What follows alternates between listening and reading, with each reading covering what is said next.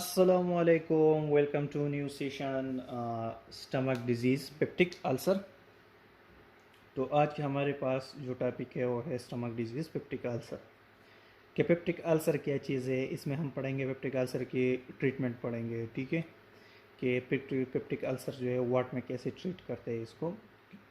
Main चीज़ हमारे साथ क्या है कि क्लिनिकल है, इसमें हम इसकी बेसिक क्लिनिकल पढ़ेंगे कि पेप्टिक अल्सर की क्लिनिकल क्या है, इसकी ट्रीटमेंट क्या हो सकते हैं वार्ड में, घर में, होम ट्रीटमेंट, हॉस्पिटल ट्रीटमेंट, ये क्या होता है। तो आज हम पढ़ेंगे पेप्टिक अल्सर की treatments.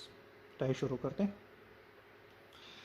Peptic ulcer are often so that developed on inside the lining of your stomach in the upper portion of your small intestine। Peptic ulcer जो है वो क्या होता है, स्टमक के अंदर होता है और जो पहली पार्ट ऑफ स्मॉल इंटेस्टाइन को होते हैं डिड्यूनम, वहाँ तक जो जितनी भी जख्म होते हैं, जितने भी सुराख होते हैं, ये अल्सर क्या होते हैं, सुराख बन जाते हैं छोटे छोटे। तो स्मॉल इंटेस्टाइन के ऊपर मेन ड्यूडिनम से लेकर स्टमक से लेकर स्टमक से बॉडी से लेकर कहाँ तक, स्मॉल इंटेस्टाइन ड्यूडिनम तक ये अल्सर प्रोड्यूस होता है। ठीक है। The most common peptic ulcer or most common symptom peptic ulcer stomach pain। जो हमारे साथ आम सिम्टम है पेप्टिक अल्सर की, हो क्या है, स्टमक पेन है। लेकिन पेप्टिक अल्सर क्या है, इसको हम इंक्लूड कर सकते हैं किस चीज़ में, गैस्ट्रिक अल्सर में। ठीक है। जो ये क्या होता है, पेप्टिक अल्सर का होता है इनसाइड द स्टमक होता है। ठीक है। तो आज हम डिटेल से पढ़ेंगे क्या ट्रीटमेंट ऑफ पेप्टिक अल्सर।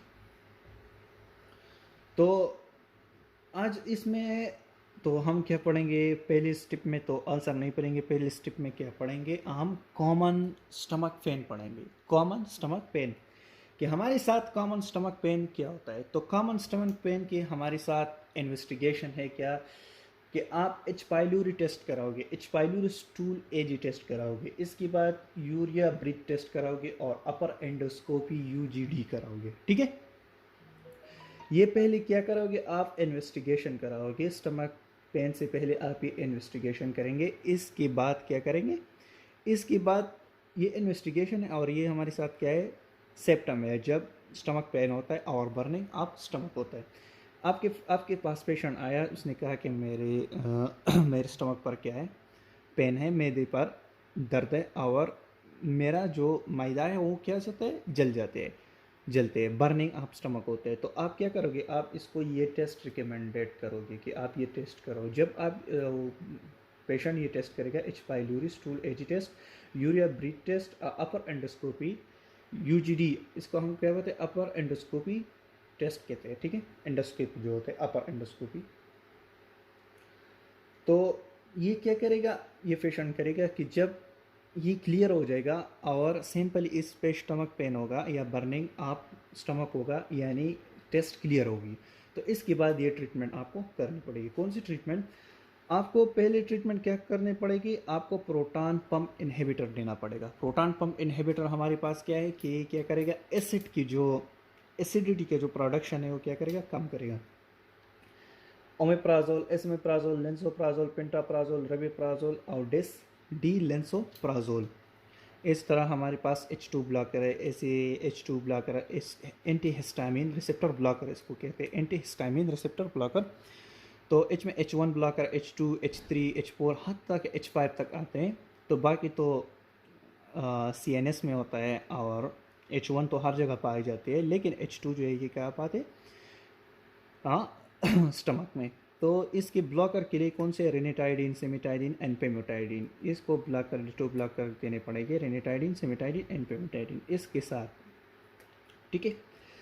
तो ये क्या था हमारे पास, ये कॉमन स्टमक पेन था, कॉमन स्टमक पेन। आज हम पढ़ते हैं, अभी आते हैं किस चीज़ की थ्रू, अपने टॉपिक की थ्रू, अपने टॉपिक की तरफ, पेप्टिक अल्सर्स, पेप्टिक अल्सर। तो पेप्टिक अल्सर की साइन सिम्टम क्या है, पेशेंट तुझे क्या बताएगी कि मुझे क्या है साइन सिम्टम। तो आप पेशेंट के, जब आप पेशेंट से आप क्या करते हो, कम्युनिकेशन करते हो, तो पेशेंट आपको बताते हैं कि मुझे ये साइन सिम्टम है। अगर ये साइन सिम्टम सही हुआ तो आप फिर इसको ये टेस्ट क्या करोगे, रिकमेंडेड करोगे। ठीक है। पहले क्या है, इसको साइन सिम्टम क्या है कि एपिगेस्ट्रिक पेन होगा। स्टमक पर बहुत ज़्यादा पेन होगा, ठीक है।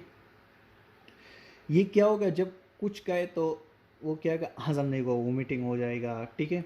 फिर क्या होगा, वोमिटिंग कितने वक्त तक हो गया, फ्यू वीक तक, फ्यू वीक तक इसकी क्या चलेगी, वोमिटिंग चलेगी। एपिटेट जो है लॉस हो जाएगा, कुछ मन नहीं करेगा खाने को, ठीक है। और इसका वेट धीरे धीरे क्या होगा, लॉस होता जाएगा, ठीक है। इसका धीरे धीरे इसका वेट क्या होगा, लॉस होता जाएगा। तो ये क्या है, हमारे पास साइन सेप्टम है। और ये पेप्टिक अल्सर क्या है, इन्वेस्टिगेशन है। इन्वेस्टिगेशन कौन सी करेंगे, एच पाइलोरी एंडोस्कोपी टेस्ट, और इसके साथ एक और टेस्ट है यूरिया ब्रेथ टेस्ट, आप ये कराओगे, ठीक है। ये क्या है, और टेस्ट है। अगर इसके साथ अगर आप एंडोस्कोपी के साथ कोलोनोस्कोपी आप करें तो ये एक प्लस पॉइंट होगा, कोलोनोस्कोपी, क्योंकि वो इंटेस्टाइन के लिए किया जाता है। लेकिन आपका डिजीज़ का जो आपको डिजीज़ का पता हो जाएगा ना कि ये कौन सी डिजीज़ है, इसका आपका श्योर हो जाएंगे इसके बारे में, क्योंकि या इंटेस्टाइन में तो कोई इन्फेक्शन या कोई और चीज़ अल्सर तो नहीं है, ठीक है। तो कोलोनोस्कोपी करनी चाहिए, इसके साथ एक प्लस पॉइंट है। इसके बाद हम पढ़ेंगे acute treatment of peptic ulcer की। Acute treatment of peptic ulcer क्या है, इसके पहले तो हम क्या पढ़ेंगे, एक्यूट ट्रीटमेंट पढ़ेंगे, ठीक है। एक्यूट ट्रीटमेंट पढ़ेंगे, ठीक है। लेकिन एक्यूट ट्रीटमेंट के बाद हम क्या पढ़ेंगे, एक्यूट ट्रीटमेंट के बाद हम पढ़ेंगे क्या चीज़, हाँ, क्रॉनिक ट्रीटमेंट। एक्यूट ट्रीटमेंट के बाद हम पढ़ेंगे क्या चीज़, क्रॉनिक ट्रीटमेंट, ओके ओके। तो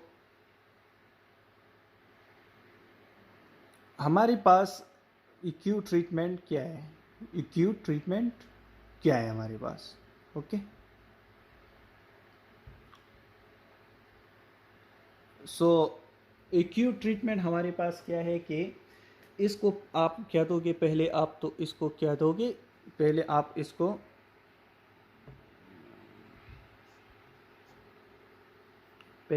इसको दे दोगे क्या चीज़, ओके। एक्यूट ट्रीटमेंट पहले आप दे दोगे उसको क्या, सिरप। सिरप यानी मतलब सिरप और टेबलेट जो है ये क्या क्या करने चाहिए, इसको बिफोर ईटिंग करना चाहिए, बिफोर फूड करना चाहिए। इसको किस चीज़ को, बिफोर ईटिंग किस चीज़ को कहना चाहिए, यानी सिरप और टेबलेट जो है वो खाने से पहले खाना चाहिए, ठीक है। जितने भी स्टमक की टेबलेट या सिरप होते हैं तो आप इसको क्या करो, खाने से पहले लेना चाहिए। इसको हमारे पास है क्या, प्रोटॉन पम्प इनहिबिटर, पहले तो ये दोगे, बाद में H2 रिसेप्टर ब्लॉकर, थर्ड एनसेड दोगे, एंटी प्रोजेस्टेरॉन स्टेरॉइड और वोमिटिंग ड्रग्स दोगे, ठीक है। तो ये हमारे पास क्या है, ट्रीटमेंट्स है, हमारे पास क्या है, ट्रीटमेंट्स है, ठीक है। तो प्रोटॉन पम्प इनहिबिटर हमारे पास क्या है, प्रोटॉन पम्प इन एमिप्राजोल, एसोमेप्राजोल, एमिप्राजोल अमीजोल के नाम से आता है, राइजेक के नाम से आता है, 20 mg 40 mg, 20 mg 40 mg, wait 20 mg भी 40 mg आता है। टेप एसोमेप्राजोल भी 40 mg आता है। एंटी एसिड इसको देखो तो एंटी एसिड कैल्शियम सिरप क्या है, कैल्शियम हाइड्रोक्साइड, और सिरप अल्मोनियम हाइड्रोक्साइड। ये क्या करेगा कि ये एसिडिटी को कम कराएगा, ये एंटी एसिड है, एसिड के खिलाफ ये काम करेगा, ठीक है। एंटी प्रोजेस्टेरॉन स्टेरॉइड्स जो है हमारे पास मेसोप्रोटोसोल ब्रिकी है, ठीक है। ये मेसोप्रोटोसोल ब्रिकी जो है ये क्या चीज़ है, ये एबॉर्शन के लिए भी काम करते हैं, और क्या करते अल्सर में बहुत अच्छी काम करता है। वोमिटिंग के लिए टेप डाइमिनिहाइड्रेनेट डोमेप्राडोन ये करनी पड़ेगी, और इसके साथ क्या देना पड़ेगी, anti depressant drugs. Anti depressant drugs हमारे पास क्या है, ल्यूसल्प्राइड है 20 mg 50 mg, और कॉन्स्टिपेशन के लिए आप क्या दोगे, डोफा लिख दोगे, ठीक है।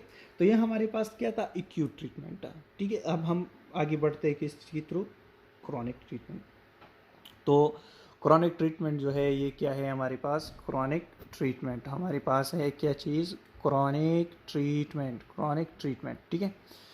तो क्रॉनिक ट्रीटमेंट आप क्या करोगे कि क्रॉनिक ट्रीटमेंट थोड़ी गौर से सुनो, ठीक है। क्रॉनिक ट्रीटमेंट कुछ और चीज़ें, इसमें आप पहले दोगे प्रोटॉन पम्प इनहिबिटर, फिर दोगे H2 ब्लॉकर, फिर दोगे एंटी एसिड, फिर दोगे एंटी प्रोजेस्टेरॉन स्टेरॉइड्स, फिर दोगे वोमिटिंग ड्रग्स, फिर इसके बाद दोगे anti depressant, constipated, anti protozoal drugs. ये 8 टाइप्स ऑफ ड्रग्स जो है ये क्या होता है, chronic stage of peptic ulcer के लिए ये क्या होता है, ये ट्रीटमेंट होते हैं, ये यूज़ होता है, ठीक है। प्रोटॉन पंप इनहिबिटर पहले स्टेज में आप टेबलेट देते हो, लेकिन सेकेंड स्टेज में आप क्या दोगे, इंजेक्शन दोगे, क्या दोगे, इंजेक्शन दोगे, ठीक है।